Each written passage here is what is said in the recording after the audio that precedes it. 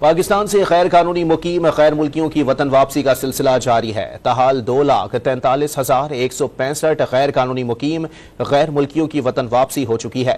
پاکستان کی جانب سے افغانستان کے ساتھ بین الاقوامی سرحد پر دستاویزاتی نظام فعال کر دیا گیا ہے۔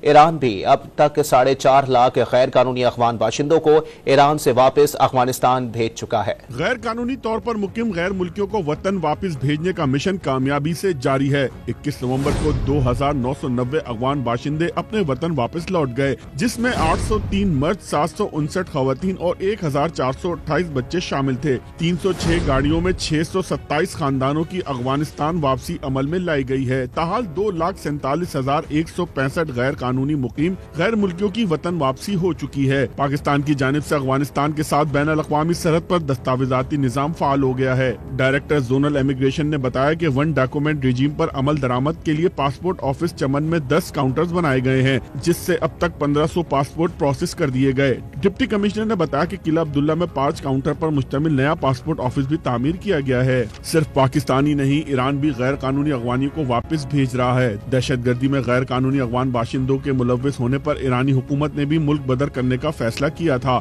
رواں برس اگست سے اب تک 4.5 لاکھ غیر قانونی افغان باشندوں کو ایران سے واپس افغانستان بھیجا جا چکا ہے۔